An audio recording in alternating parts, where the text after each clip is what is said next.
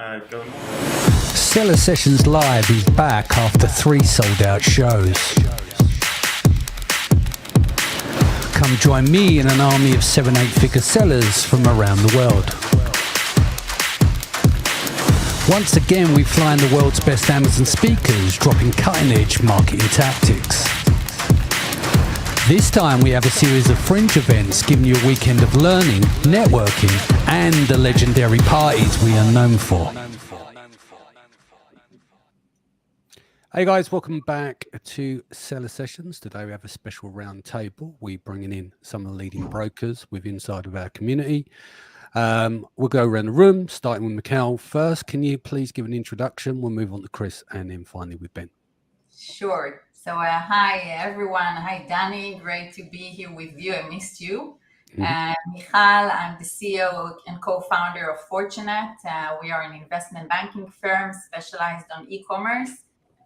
We're a team of 40 plus people, experts that represent various e-commerce brands in their selling journey. Excellent. Ben?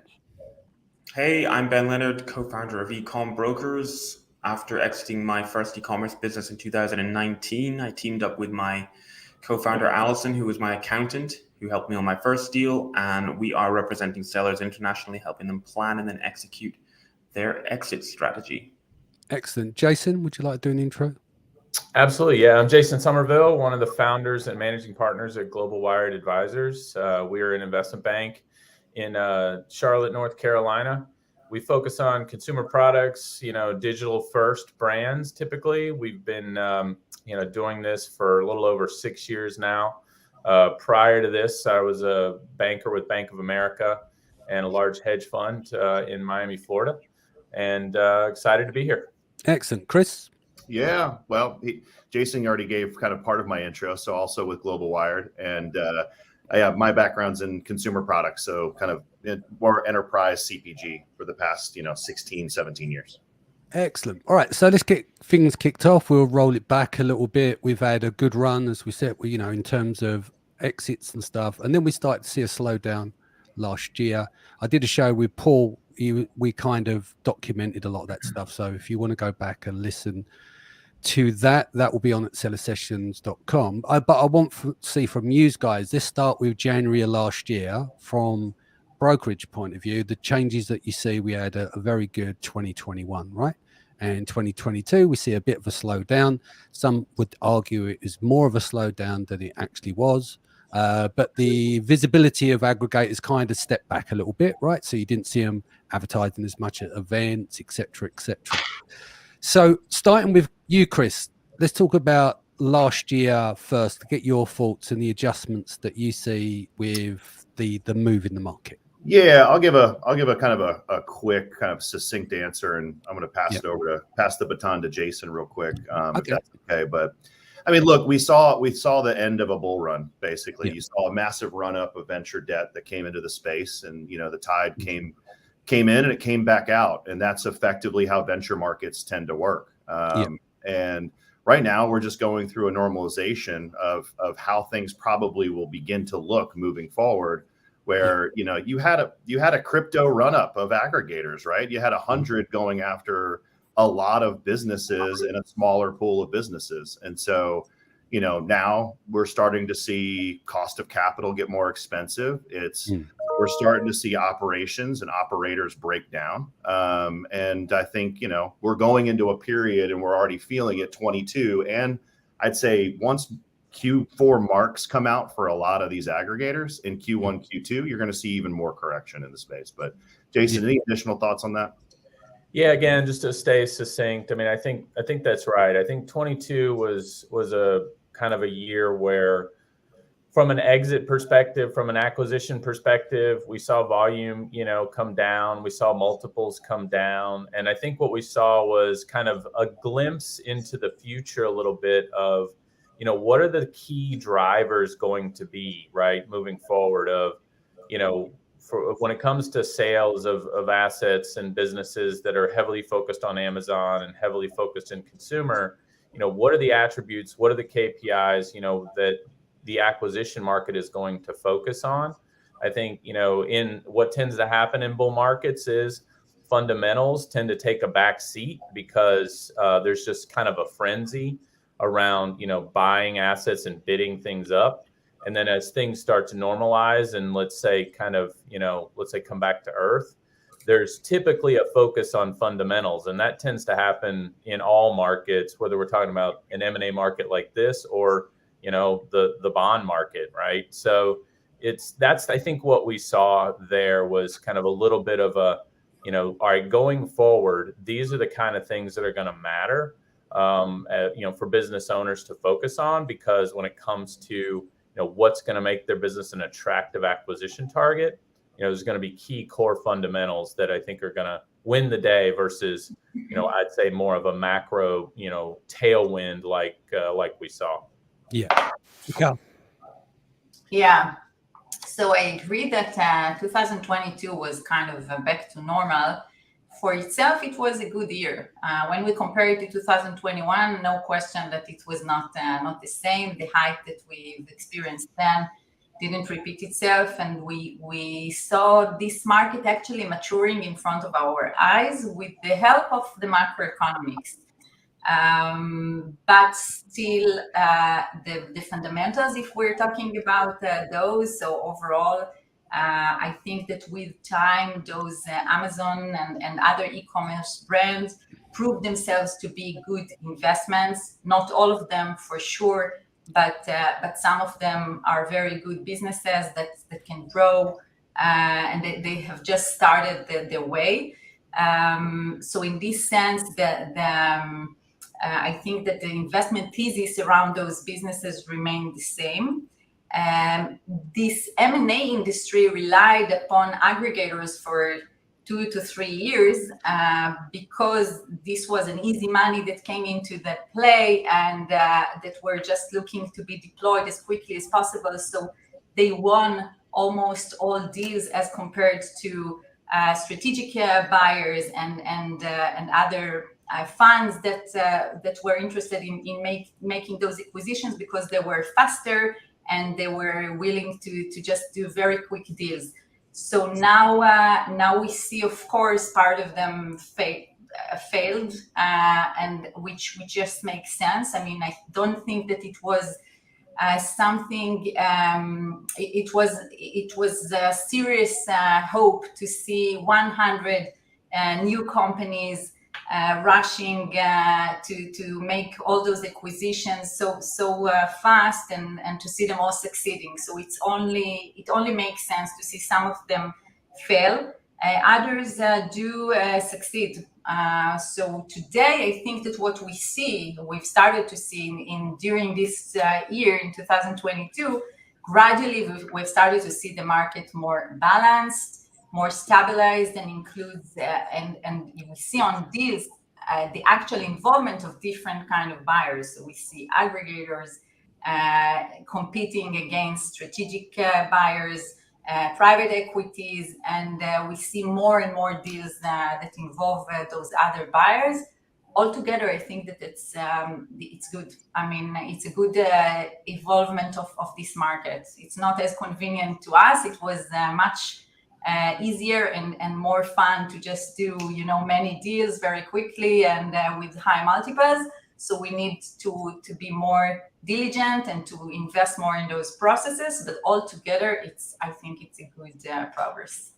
Gotcha. Ben?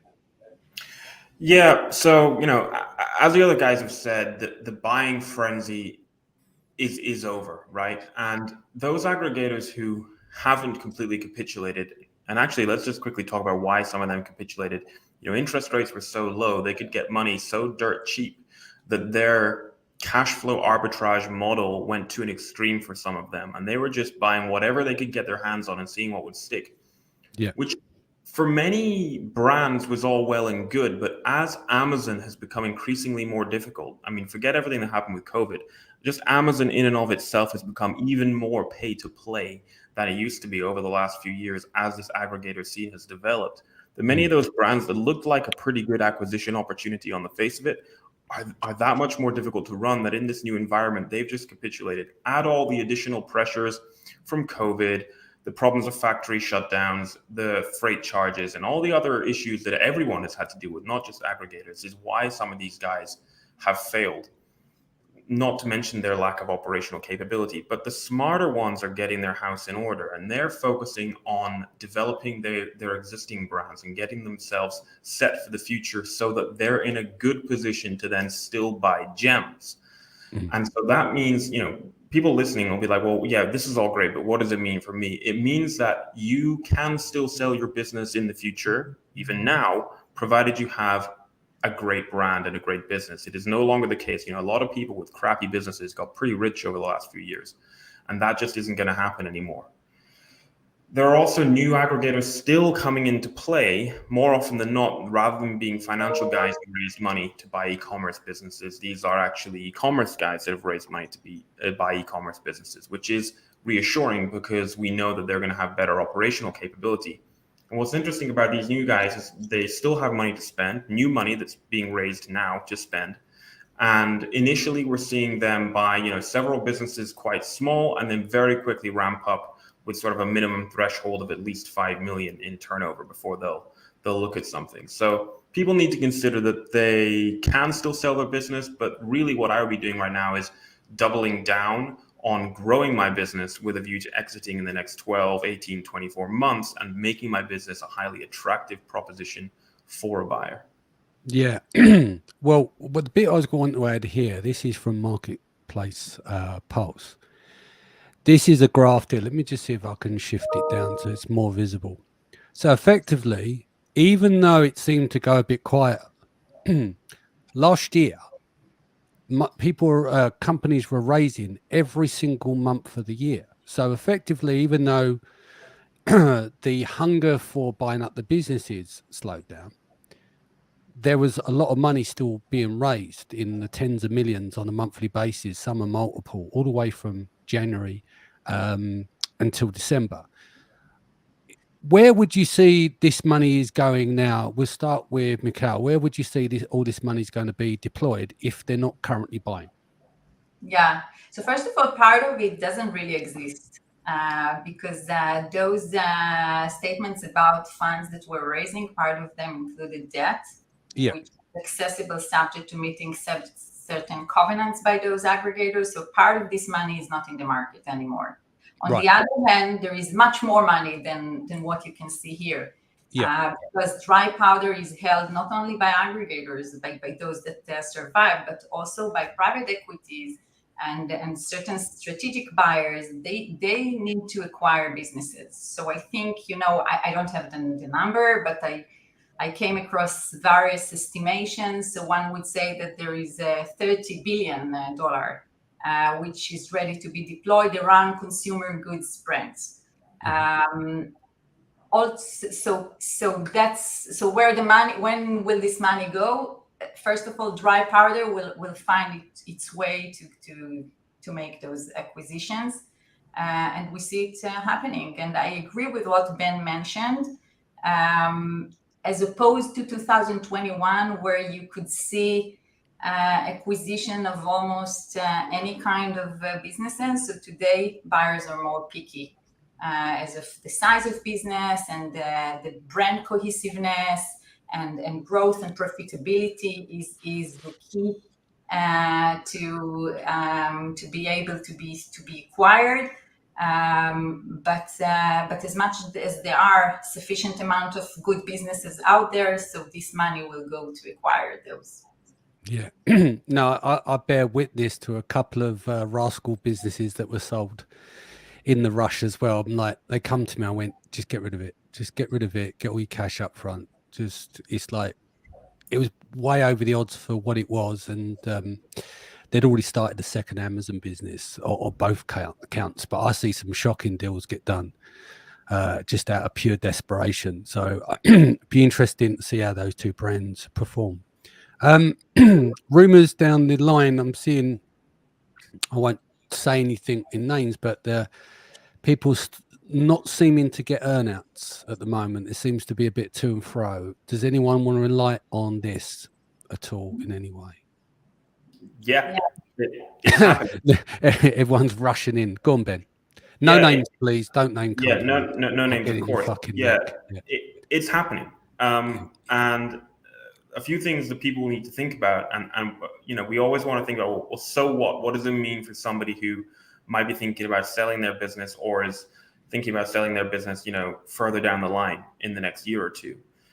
So it comes down to your due diligence of the buyer, and not just yours, but the due diligence of your intermediary of the buyer, and ensuring that they have the operational capability to look after your brand, but also that your deal is structured such that this doesn't happen, so that you are protected in several ways. For instance, there needs to be a situation such that if earnout target A is missed, you're still going to get tranche of cash B, right? Yeah. That's part of it. But there need to be provisions in the deal such that you can flag issues before they become issues. You need to be getting read-only access to any platform on which your brand is being sold so that you can flag issues. Dave in operations at the buyer doesn't care about your earnout, or Bob in supply chain at 4:30 on a Friday afternoon doesn't give a crap about your earnout, but you do. So these things matter. And what we're also seeing is, on the flip side, is because certain buyers have been burned because they haven't done their due diligence when buying a business, that is, every time they have a negative experience, they learn something new and add it to their due diligence list. So when they're now looking at businesses going forward, that is why it is such a slower and more, frankly, painful process for some sellers, because buyers are being incredibly careful about what they buy.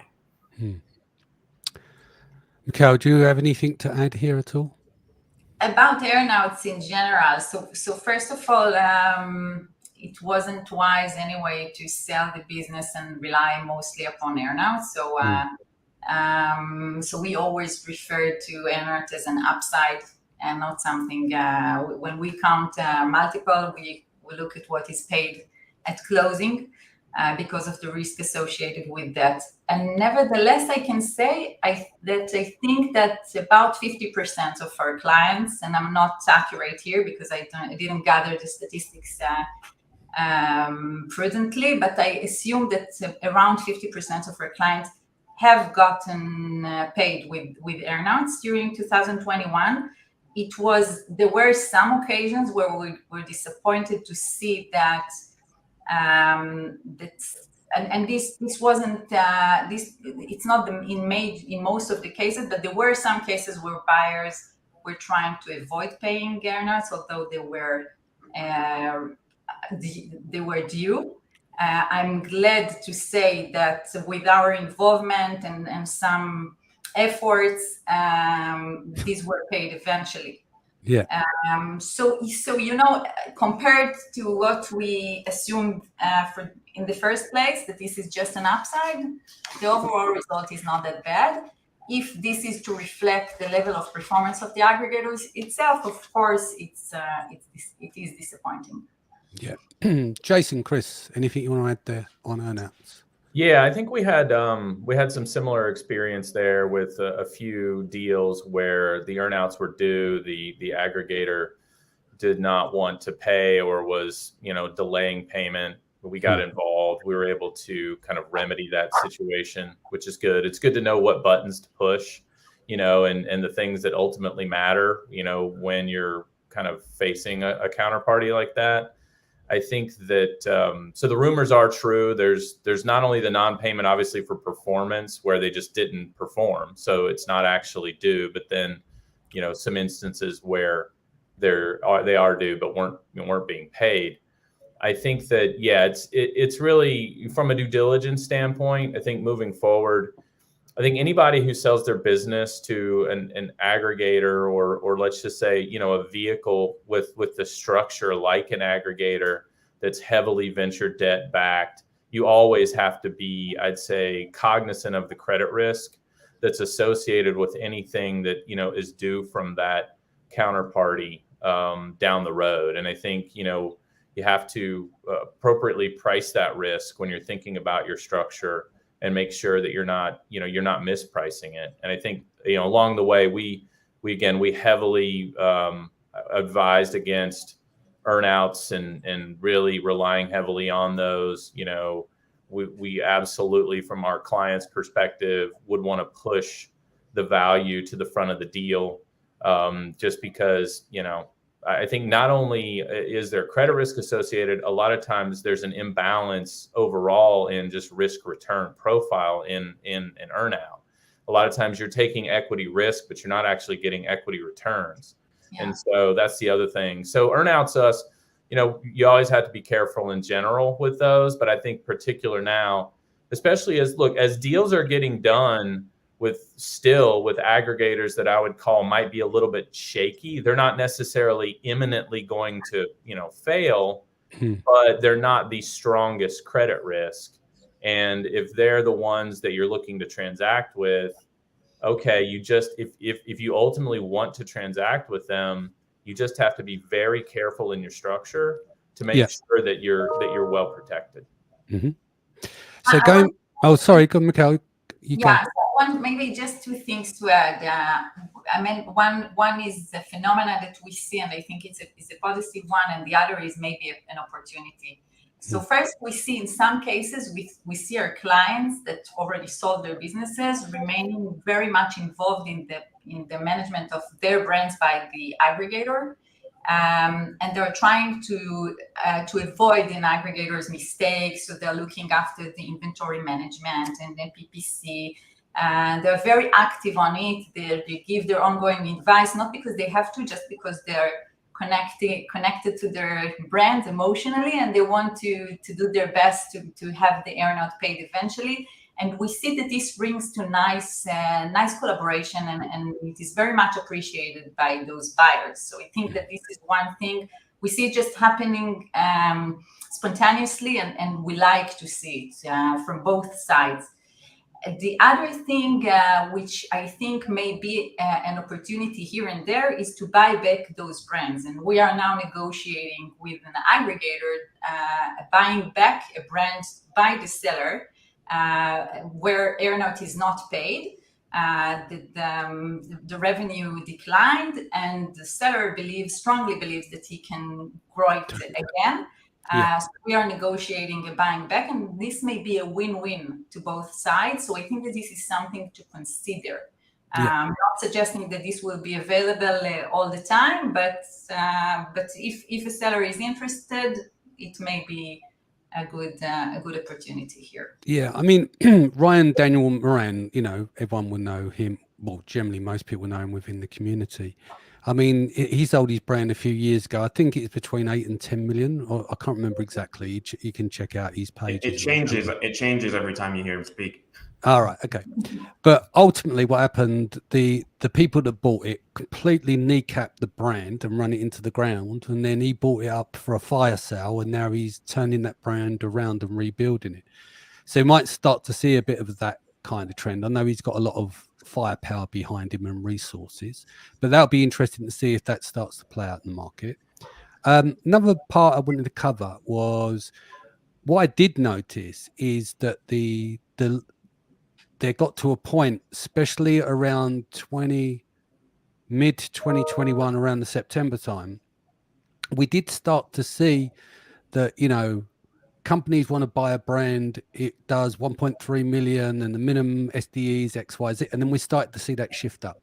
No, we only do brands above 3 million, 5 million, 6. Where are we now for sellers? So if there's sellers out there that are not just focused on growing their brand before selling it, where is the bottom tier where people are actually looking to buy brands as of today? Starting with Ben. Sure. So there are levels of buyers for all sorts of businesses. And I wouldn't want to dissuade somebody from considering an exit because they think their business isn't big enough, because there's buyers at all different levels. That could be a small aggregator or a new aggregator who's looking for smaller businesses. Or it could be that although your business is smaller, there's actually something really quite remarkable and interesting about it, perhaps from an intellectual property point of view. But also you're not limited to aggregators. There are other types of buyers. So we're seeing micro roll-ups from private high net worth individuals and groups of high net worth individuals pull in their resources, for instance. And then another thing to consider, and this is actually something that I think more sophisticated 7 and 8 figure sellers ought to be thinking about this year as they continue to grow their business in preparation for sale later, is that these smaller sellers represent an opportunity for you to actually acquire. You could acquire a smaller competitor in a market that is actually favorable for buying at the minute, if we're being honest. Yeah. With either competitor products or complementary products, and bolt them onto your offering. There are bargains out there to be had that can increase your average order value, increase your top line and profitability immediately, open up your products to a completely new segment of customers, and make your business that much larger pretty quickly. So if you're small, you might want to consider selling that way, and if you're large, you might want to consider buying that way. So lots of different ways to think about this, but it is not the case that small businesses have nowhere to go. Certainly, you're not going to be on the radar of the bigger aggregators. It's simply not worth their while, but there are buyers out there for you. Excellent. So I'll ask the question again. What is the lowest in terms of turnover and profit are we seeing on our, so the sellers listening to the podcast, they go, well, I've got no chance of selling because it needs to be X, Y, and Z. But what's the reality? Now, you've gave a various different sliding scale of opportunities of what you can do. But is there a low end threshold between, whereas before it might have been 1.2 million, 200 or 300 grand in SDE, etc. in some cases, right, for the larger aggregators. But is there a bottom rung at the moment that someone wants to sell their business now? What are some of the smaller markers that they can meet, just as a guess, just on the low end? Yeah. You're still going to need, really minimum 100 grand in SDE, or a bit lower but to sell for a small sale. But you won't come on the radar of the larger aggregators, and you have to accept that. But there are still potentially buyers out there for you. Yeah. I'm just talking about sellers now. Even we've got storage now going to auction. Some people want to, they go, I've had enough now. I want to get out. I'm happy to make some money. It might not be a huge amount, but my business has got some sort of value rather than saying shut it down. So 100K SDE, cool. Michal, and then on to Jason. What's your thoughts on that in terms of people on the lower end? So here I cannot give evidence from direct experience, because we don't work with too low too small of businesses. Not because it's not. These are great opportunities. It's just compared to the level of resources that we invest in any process, it doesn't make sense for us. I get the impression just from looking around, I like to look at the Flippa website. So it seems as if there are various very small deals there. For us, it's a minimum of 500, 600,000 SDE, and we will limit the number of deals that we will do in this size. I can tell you, and that's interesting, that we had maybe two interesting stories in that context. So one is that we had a client with 500 or 600,000 SDE, and there was a private equity that wanted to buy this business, and this was kind of shocking to us because it doesn't make sense at all. But this was a good add-on to one of their portfolio companies. So you can never know. And again, if the brand come with interesting business fundamentals, then it justifies an acquisition by you can never guess who will be this buyer. Another story, just to give in the balance of things, I met last week a very interesting new client of ours that has acquired his brand 3 or 4 years ago from a guy 84 years old. This was his age then. And he paid $200,000 at the time. I believe that we will sell business for around $10 million, considering the huge growth that it has experienced. So it shows that there isn't such a thing like too small of a deal. It all depends on who is the buyer and what he believes he can make out of this acquisition. Yeah. Jason? Yeah, I think I'll sort of to add on to those comments. I think what Ben said is right. I think if you want to kind of have a reasonable shot at just kind of having a sale that has some interest, you're going to probably need at least 100,000. I think when we talk about anybody that would be tagged with kind of more of that institutional type of buyer tag, we would put aggregators in that class. We would put other corporate strategics in that class, other funds in that class.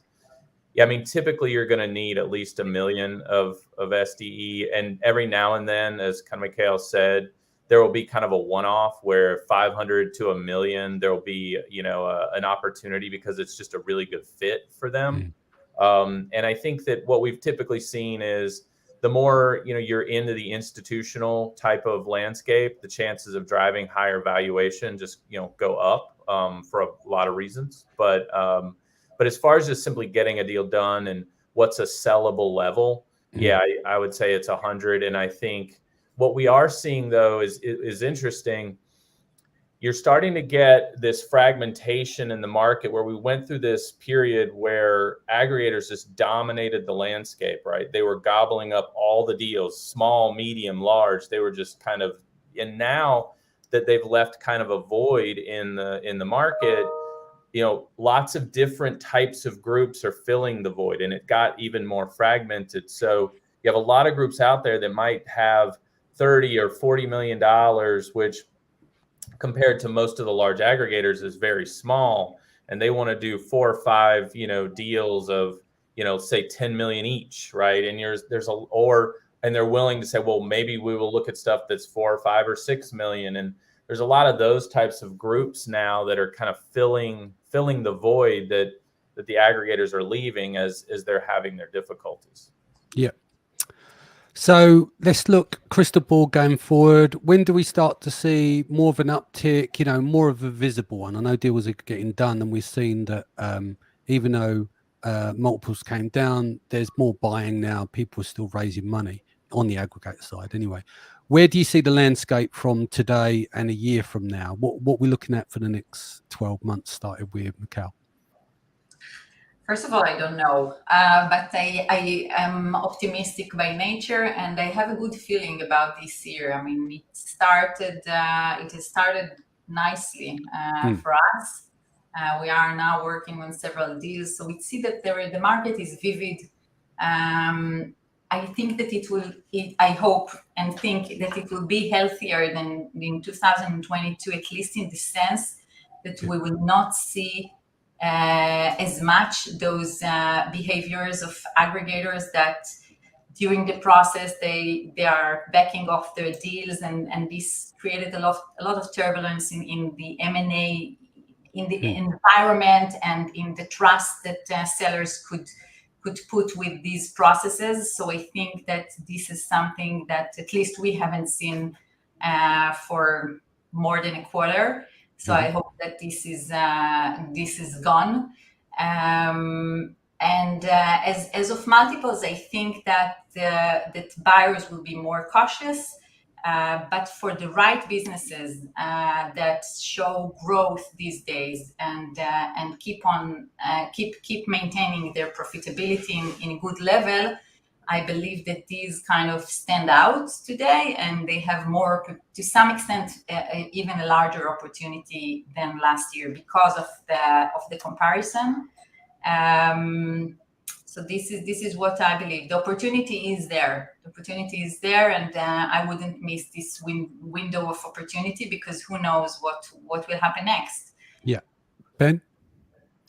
Yeah, we don't know exactly what's going to happen, but what we do know is that sellers would be wise to prepare themselves. And that means doing what you can this year to get yourself into the strongest position you can from a buyer's point of view. It's really important to put yourself into the buyer's shoes and not just think about what is it that you're selling, but what is the buyer buying.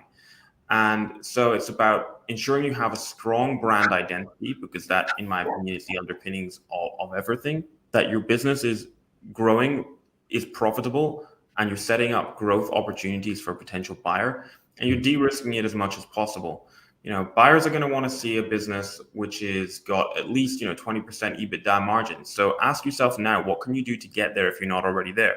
You're going to need to raise profitability on your current products. That means reducing your costs, COGS, or raising your prices, or both. Making new, more profitable products, keep you diversified and increase your profitability. Optimize your marketing. Make sure that your year-on-year growth is at least 20%, at least. And when you do these things, you'll be putting yourself into a strong position. Get yourself onto a mentoring program. Work with an intermediary now to plan your exit strategically. It's not all about, just call someone up when you want to sell your business in 30 days or flip it in 30 days. That's not a thing anymore if you have a business that you treat with like a real business and with respect. So plan ahead, and you're going to be in a good spot. Yeah. Sorry, lost your audio there, Ben. Oh, yeah. Where did you lose me? Just there. It's fine. You'd stopped anyway. So just going back around the room, what's some of the key things as of today, getting your business ready for sale? I mean, everyone's had that conversation a million times. So let me rephrase that. What is new today about selling your business and some new ideas versus what everyone's drummed out for 2 years? Yeah. Is there anything new that people should think about in this current climate when selling their Amazon business in terms of a checklist? Starting with Chris.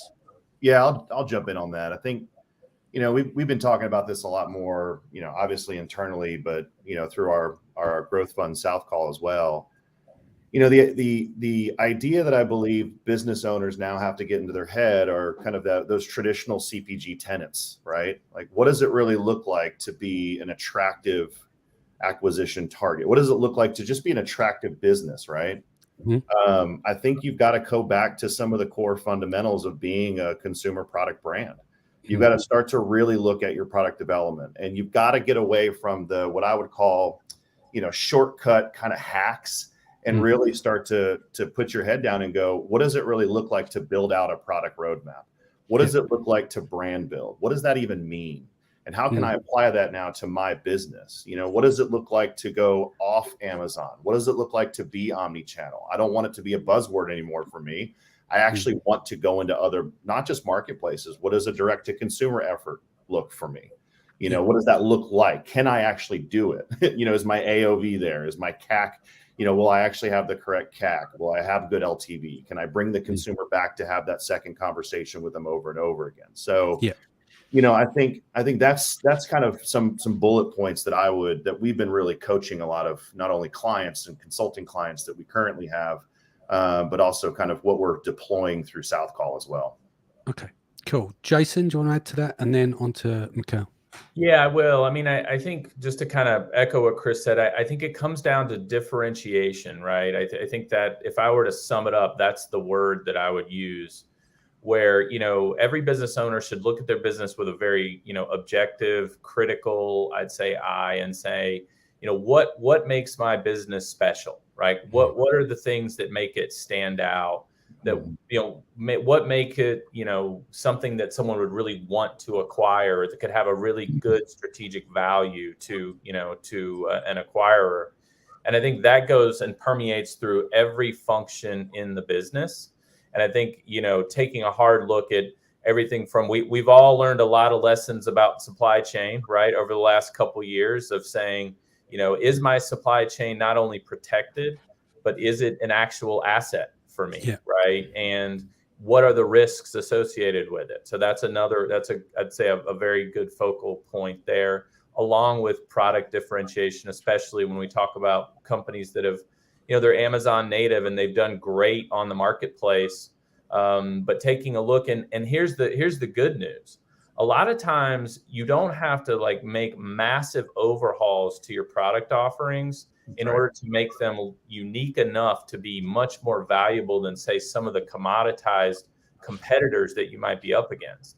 And so I think that's what it's all about. It's all about differentiation, what makes your business special, looking at every function and saying, how can I, improve, and thinking about it from the standpoint of, okay, there's not a massive tailwind anymore that, where, call it, average businesses are going to get a lot of interest. How do I make sure I don't have an average business? I have an above average or a special business. And look, sometimes the answers to those questions about how to maybe, improve are easy and sometimes they're hard. Sometimes they're cheap and sometimes they're expensive. But the point of the exercise is saying, all right, well, what are my goals? Let me work backward and then see if I can, find ways here across every part of the company to improve and differentiate and ultimately protect, so that when I go out to the market, somebody like myself, when I'm, talking about that business to a potential acquirer, I can say, listen, this is something you really want to buy. This is very unique and very valuable, and it's got a great forward path. Cool. Michal, do you any final thoughts before we finish off? Yeah, so I don't have much to add. I liked both answers of Jason and Chris. Maybe just two matters to be focused at, in addition to those important things that were mentioned already. So one is the profitability. I mean, those businesses must be profitable, and it's all about ongoing generation of healthy cash flow. So this is something to be cared for a lot. The second thing is giving attention to the risk level of the business, or if you like, legal exposure or account health. These are very serious matters. You cannot build a strong and sustainable business based on a shaky base, and anything which harms the existence of the, or endangers the business, the existence of the business because of review manipulation and other and tariffs that are not paid in accordance to the law. These are main concerns that should be addressed. So, we at Fortunet, we are about to launch some free tool even to allow sellers to evaluate their risks, because we think that this is so important in order to be able to sell your business. Some of these issues can be cured. Excellent. So what's the best way to reach you? The best way to reach who? Chris? You. No, you. As I was still speaking with you, yeah. And then I'll go around the room. So the best way to reach me, Fortunet.net, www.fortunet.net.